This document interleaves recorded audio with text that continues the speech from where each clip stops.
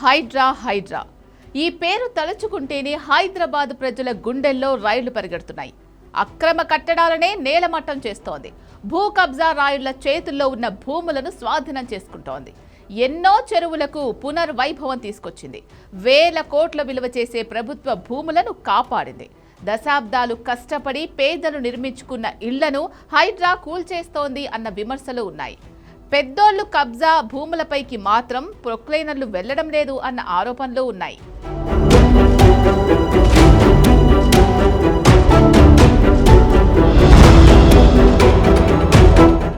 భూ కబ్జాదారుల ఆట కట్టిస్తూ చెరువులను, నదీ పరివాహక ప్రాంతాలను పరిరక్షిస్తున్న హైడ్రాపై ఒకవైపు ప్రశంసలు కురిపిస్తున్నారు. మరోవైపు నిర్మాణాల కూల్చివేతల విషయంలో అనేక విమర్శలు వస్తున్నాయి. అక్రమ నిర్మాణాల కూల్చివేతలపై విధి విధానాలు సమర్పించే వరకు ఎలాంటి కూల్చివేతలు చేపట్టవద్దంటూ హైడ్రాకు హైకోర్టు మధ్యంతర ఉత్తర్వులు జారీ చేసింది.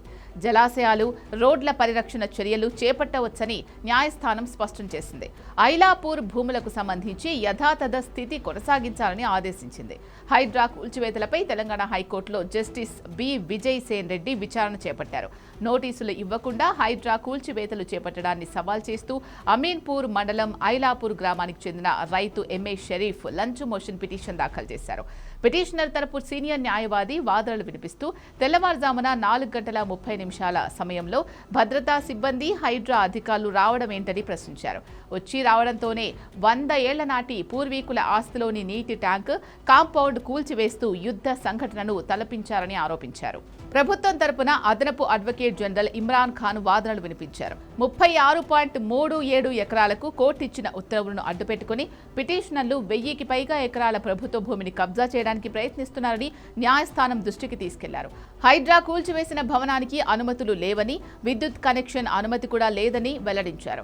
ఇక్కడ ఉన్న ఏ నిర్మాణానికి అనుమతులు లేవని కోర్టుకు తెలిపారు. పిటిషనర్ సమర్పించిన వీడియో క్లిప్పింగ్లను న్యాయమూర్తి పరిశీలించారు. ఇందులో వందల కొద్దీ హైడ్రా సిబ్బంది పిటిషనర్కు చెందిన పెద్ద భవంతిని హైడ్రా కూల్చివేసినట్లు గుర్తించారు.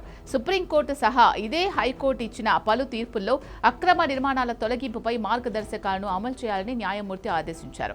ఎలాంటి నోటీసు ఇవ్వకుండా ఒక భారీ కట్టడాన్ని కూల్చివేయడం దిగ్భ్రాంతికి గురి చేస్తోందని స్పష్టం చేశారు. అది అనధికార నిర్మాణమని భావించినప్పటికీ అధికారులు మొదటి నుంచి ఎలా అనుమతించారు అనేది ఆశ్చర్యం కలిగిస్తోందని న్యాయమూర్తి అభిప్రాయపడ్డారు. ఆదిలోనే చర్యలు తీసుకుని ఉంటే పరిస్థితులు అదుపులో ఉండేవన్నారు. ఇంతకాలం మౌనంగా ఉండి ఇప్పుడు అనధికార నిర్మాణమని, అందువల్ల కూల్చివేస్తున్నామని చెప్పడం కరెక్ట్ కాదు అన్నారు. కూల్చివేతలకు సంబంధించి 100కు పైగా కేసుల్లో హైడ్రా ప్రతివాదిగా ఉందని, ఇందులో ఏ ఒక్కదానిలోనూ ప్రామాణిక విధానాన్ని అనుసరించినట్లు లేదని న్యాయస్థానం తెలిపింది.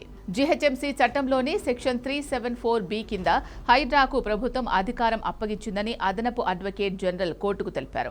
అంతేకాకుండా స్థానిక అధికారుల ఆధీనంలో ఉన్న భూముల రక్షణకు అధికారాలు అప్పగిస్తూ జీవోలు జారీ చేసిన విషయాన్ని కోర్టు దృష్టికి తీసుకెళ్లారు.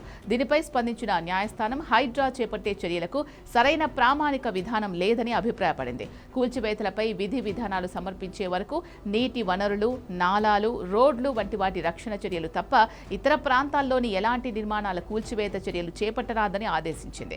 ఐలాపూర్ భూములకు సంబంధించి యథాతథ స్థితి కొనసాగించాలని న్యాయమూర్తి స్పష్టం చేశారు. ఐలాపూర్లో ఎలాంటి అనుమతులు లేకుండా అక్రమంగా నిర్మించిన 6 అంతస్తుల భవనాన్ని హైడ్రా ఇటీవల కూల్చివేసింది. ఈ భవనంలో ఎవరూ నివాసం ఉండడం లేదని హైడ్రా గుర్తించింది. అధికారులు బుల్డోజర్లతో కూల్చివేసేందుకు సిద్ధమయ్యేసరికి కొంతమందిని అద్దెకు దించి నివాసం ఉంటున్నట్లుగా భవన నిర్మాణదారుడు చూపించాడు. అయినప్పటికీ బిల్డింగ్లో ఉన్న వారిని ఖాళీ చేయించి ఆక్రమణలను హైడ్రా అధికారులు తొలగించారు.